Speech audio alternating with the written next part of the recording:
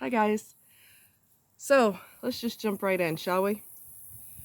So I was talking about this earlier today. I've got my UV Protect shirt on. So excited. Um, it's like 50% 50 plus UV exposure.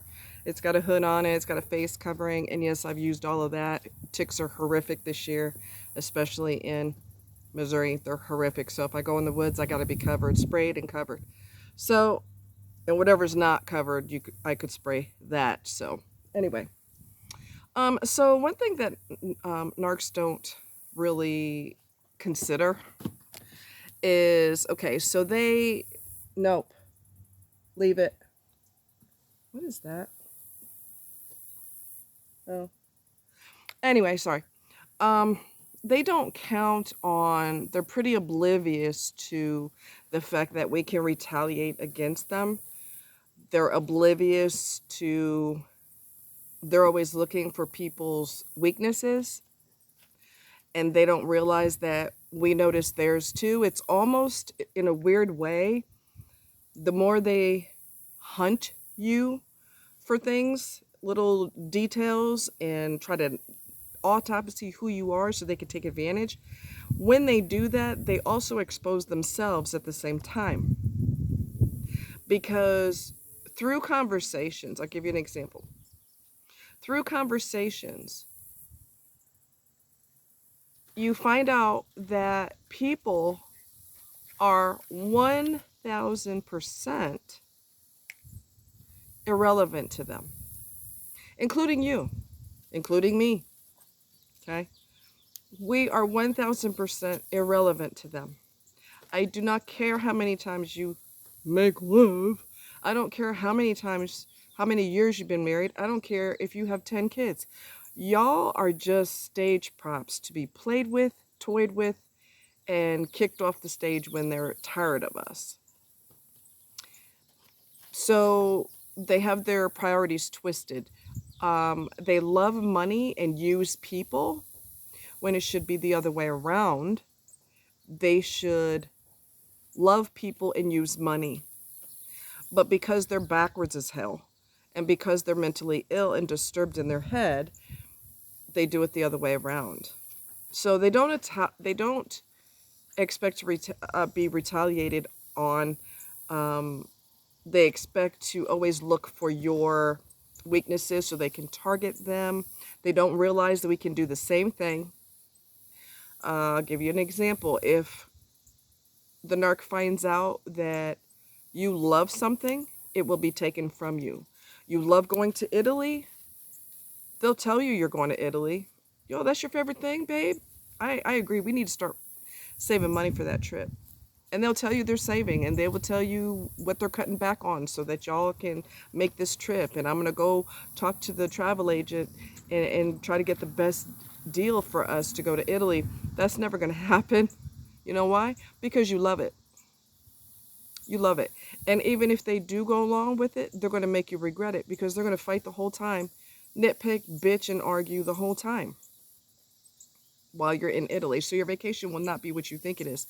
But so they'll either make your life a living hell on the vacation, or you're not going to go, but they're going to lead you to believe that you're going to go. When they find out you love something, they will snatch it from you. Okay? So you got to start playing mind games. We learn, not consciously, but you learn to manipulate the manipulator. They don't count on that. They don't count on that at all.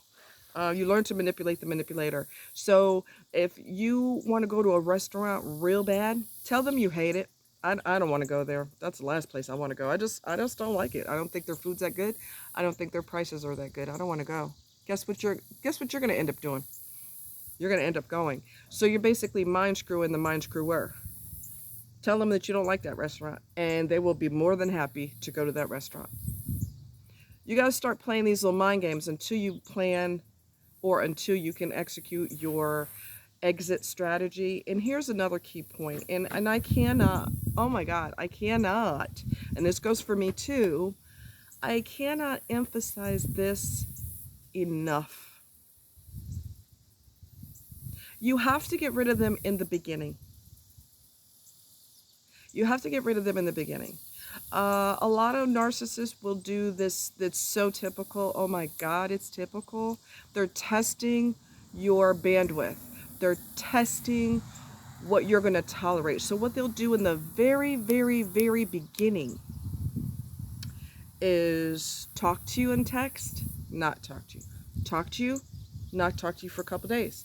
Talk to you again. I've been so busy, so busy. And then talk to you consistently, and then quit talking to you for 5 days.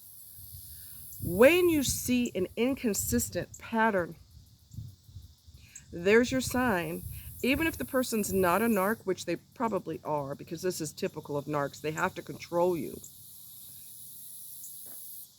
When you see a pattern of inconsistency, it's time for you to block them and be done. So please don't tell me that you're in love and you got married and you got 5 kids, because you can prevent that. You can prevent that. You don't get to the point of falling in love, and you don't get to the point of marriage. You get rid of their ass in the beginning. You don't have a chance to fall in love with them because you knocked them off their goddamn pedestal. Okay, so this is what they're going to do to you, and this is what you have to do to them. Okay? The bumblebee stings you, you step on him. Or the bumblebee stings you and he dies. Which bumblebees will die after they sting you, because the stinger is attached to them and they lose part of their body and they die. And I think that's fair. So we have to do narcs the same way. We cannot make it easy for them.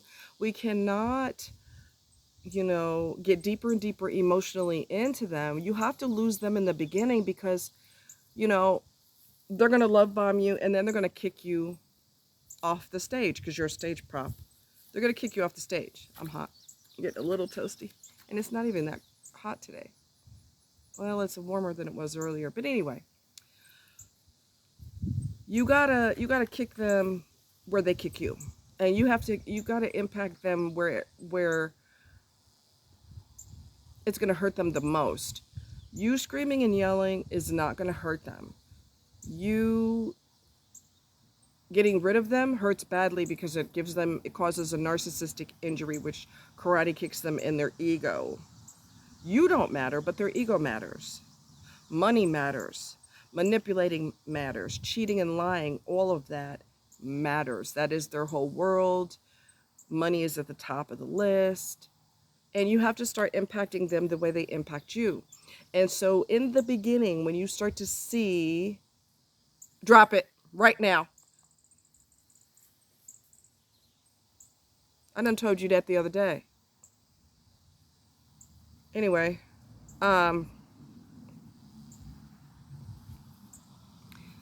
you got to start impacting them the way they impact you. Don't do it again. I mean it.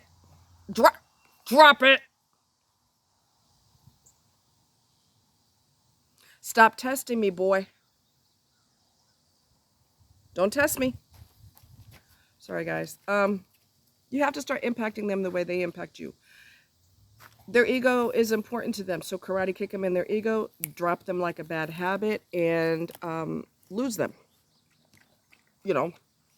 Block them. Don't give them a long speech as to why. Don't tell them a long text. That's rude, that's disrespectful. Why didn't you contact me? I don't like the way you treat me. I'm done with you. Listen. They don't care about that. They do care about having their ego hurt.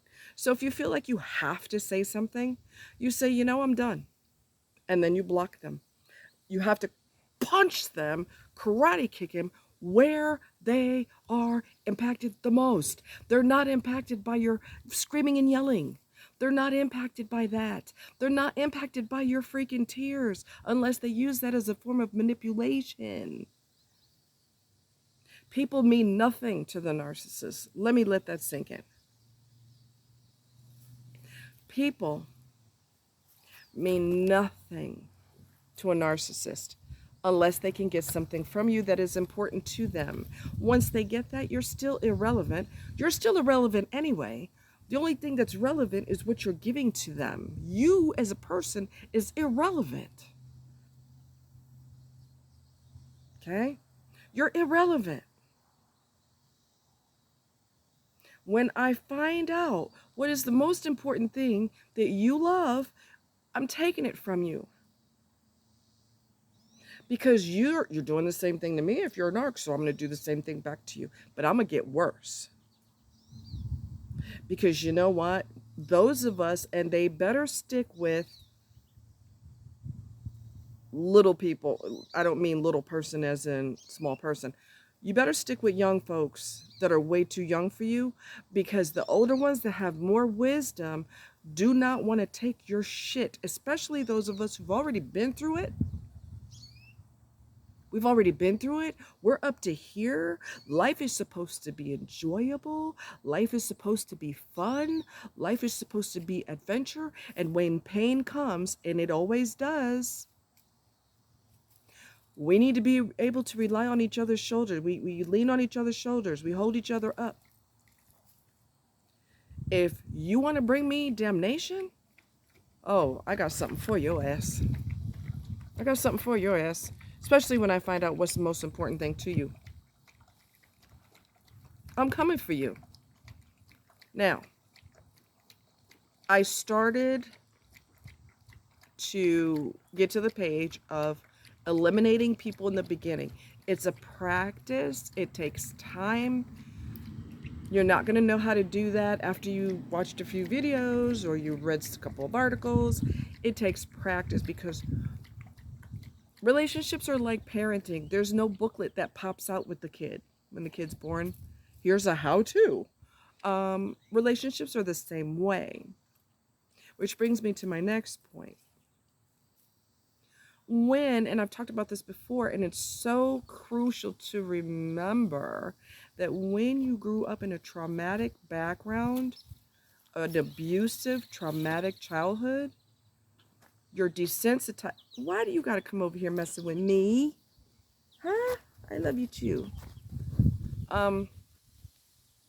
You are, when you grew up with trauma and you grew up with horrific treatment, you're desensitized to horror. So when somebody does something hateful, like, say you're getting to know somebody, and you've talked to them a few times on the phone, and you've texted them a few times, and you said, hey, I didn't hear from you. I was kind of worried. Either on the phone or texting, it really doesn't matter. You're communicating with this individual. And they get pissy. And they say, didn't I tell you I was busy? I told you I was busy. You don't listen very well, huh?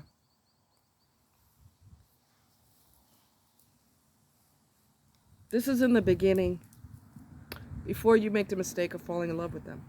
So you know what you do? You fire them. Well, since you have such an attitude about me checking on you, you don't have to worry about it anymore. Bye. No more supply. The rug was yanked from under their feet.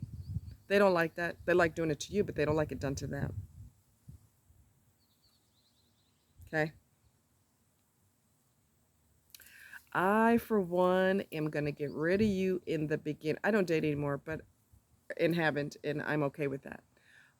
If you cannot bring me pleasure and joy, I don't mean that kind of pleasure. Joy, adventures, support, more adventures. You know what I like to do. I'm an outdoorsy person. I don't want to be in your goddamn bedroom all day. I want to go out and do things. That's not the most, maybe I'm weird, but that's not the most important thing in my life. I can lay myself. I can get a toy on Amazon and lay myself. So I really need more than that. It's just so shallow. People are so shallow. If that's all you have to offer, my God, get lost. Get the freaking hell out of here. Yeah, get lost. But the desensitization, because you were exposed to it your whole life, is something that you have to retrain your brain that That is not rudeness, any type of disrespect. You nip it in the bud, and if the person, I'm sorry, I didn't mean to snap on you, but watch them consistently through time, because if that's who they are, they're going to keep doing it. Regardless of apologizing to you, they're going to keep doing it. Where's my son? Milo, get back here. They're going to keep doing it. Don't worry about what comes out their mouth, and they apologized and they cried and they're so sorry. Bullshit. You watch them through consistency. Thank you. Good boy. You watch them through time. I'm so sorry, I didn't mean it. I love you so much. That means nothing if the behavior doesn't match the words. Their actions have to match this. If it doesn't, peace out. I once, and I got rid of him pretty quickly after I realized that, why am I having so much, what would the word be? Drama, contention. I just started talking to this person for a couple of days, and we're already having it out. We're already having disagreements. We're not even in a relationship. We just started talking. This was years ago. And I realized this is a bad sign. You're fired. And the person before I fired him, he had the nerve, the audacity, and he was dead wrong, by the way. He had the nerve, the audacity to say to me, after he was rude to me, "Are you done with your mood yet? Are you in a better mood now?"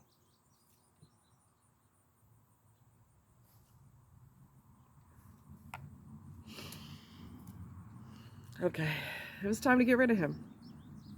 He's a drama seeker. He likes the drama. He loves the drama. He loves the fighting. And he's going to train you, or she is going to train you to learn how to get used to fighting in the beginning, because your whole relationship is going to be just like this. Now, with a healthy person, keyword, healthy person, they not only put their best foot forward if they want you potentially long term. Okay? They want you for a one night stand. They don't really give a shit about anything.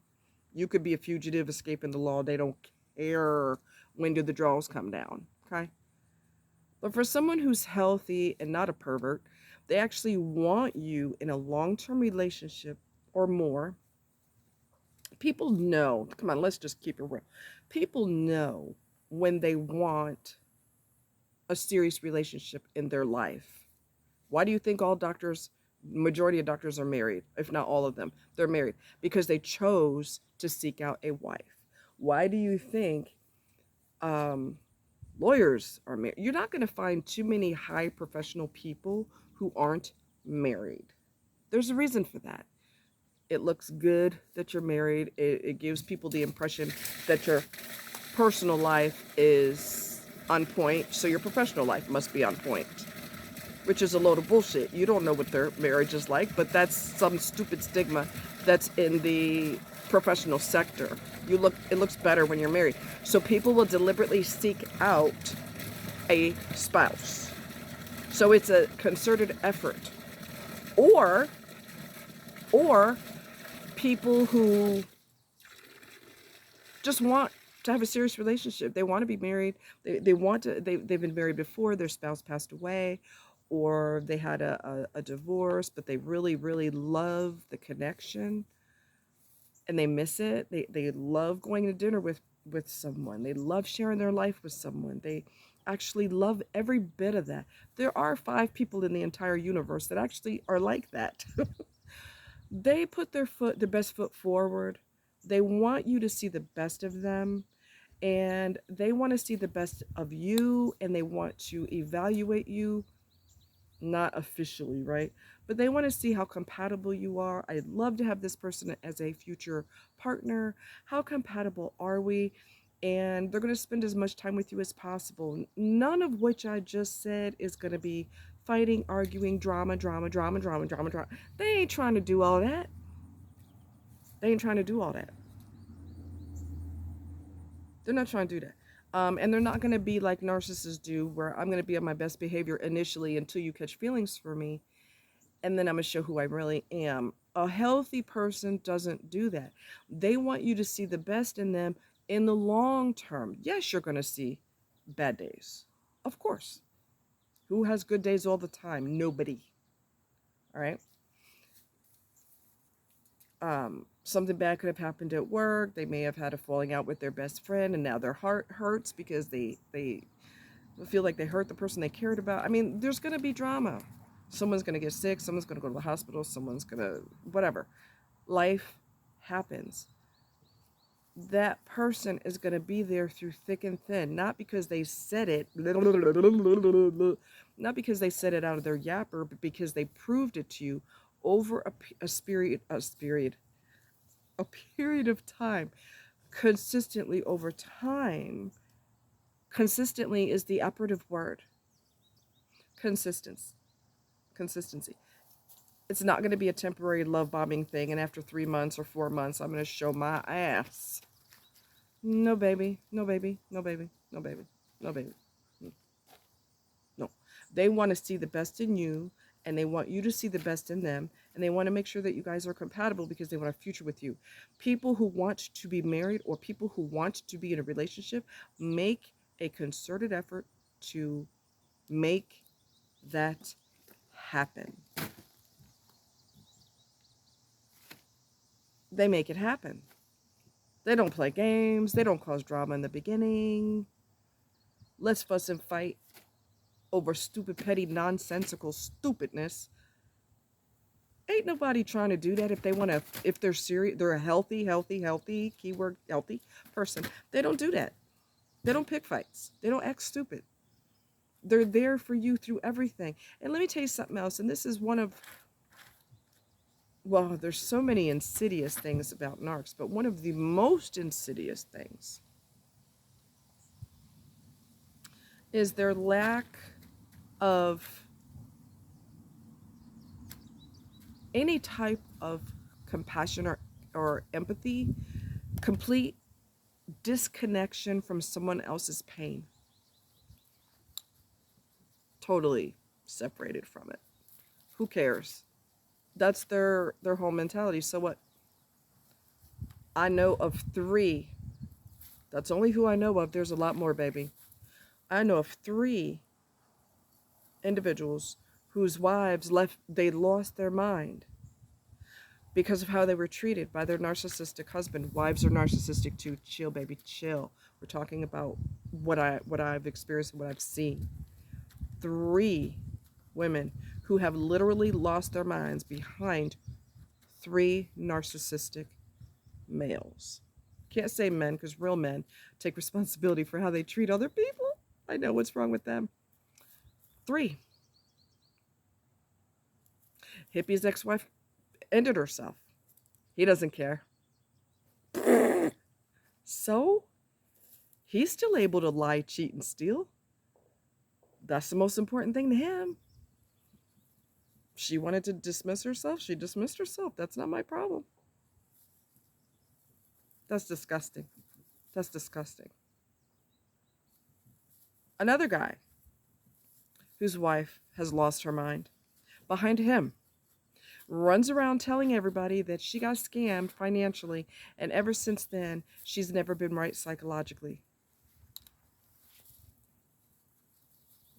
Do I look like Susie Sausagehead? When I found out that he is a horrible person, which I eventually found out that he is indeed a horrible person, that's the real reason your wife lost her mind. Ain't got shit to do with her losing money. Ain't got shit to do with that. Stop lying. I always thought that that was silly. It didn't make a lot of sense, but I let it go. And then through time, I saw who he really is. They always reveal who they are through time. Always. Always. Another person that I went out with who is also a narcissist. He was so detached from me on our first date. Detached. It was the equivalent of going out with a Sears mannequin. And he talked about his ex-wife, or, well, his wife. She psychologically bottomed out too. He didn't give a reason. And the reason he would give you is a lie. The real reason is because he mentally abused her the whole time they were married. That's why she lost her mind. People don't just randomly lose their mind. You know, I'm going to go to Walmart and feed my dog and feed my cat, wash the car, and around 5 o'clock I should be done, and that's a good time for me to have a mental breakdown. Bullshit. When I see how you behave, your ass is the real reason why she had a psychological break. They don't tell you why. Hippie never told me why. He just said she snapped and she lost it at work and she lost her job and she wouldn't go to counseling and all this other. He didn't give a reason. Well, I assure you, I know the reason. He's the fucking reason. But he's going to be detached from it because he can't accept responsibility, and there's shame in the core of who they are. The shame that they feel is unbearable. So they're just going to pretend that I didn't have nothing to do with it. She just snapped. She couldn't find her nail clipper that day, and she ain't been right since. She been in a psych ward ever since. Bullshit, motherfucker. You the one that did it. You're the one who did it. Take responsibility for what you've done. They can't do that. But anyway, I digress. So the manipulator is going to get manipulated. We're going to learn tricks of how to maneuver you until we figure out how to get away from you, especially if we're already locked in through a marriage or long-term relationship. We share businesses together. We got this. I mean, you gotta untangle yourself from the mess. Sometimes it's complicated. But in the very beginning, you get rid of their asses when you start to see little things that are inconsistent. Because a person who wants to talk to you, a person who is healthy up here, wants to text you back. Doesn't play games. I'm going to disappear for 3 days because I can. Really? Bitch, you could be disappeared the rest of your life if you want to. I'm done. I'm done. So get rid of them in the beginning. That's, oh my God, that's so crucial. You got to get rid of them in the beginning. Don't tell me you're in love because you don't even give yourself a chance to fall in love with these monsters. Get rid of them. Get rid of them. Love you. Y'all take care.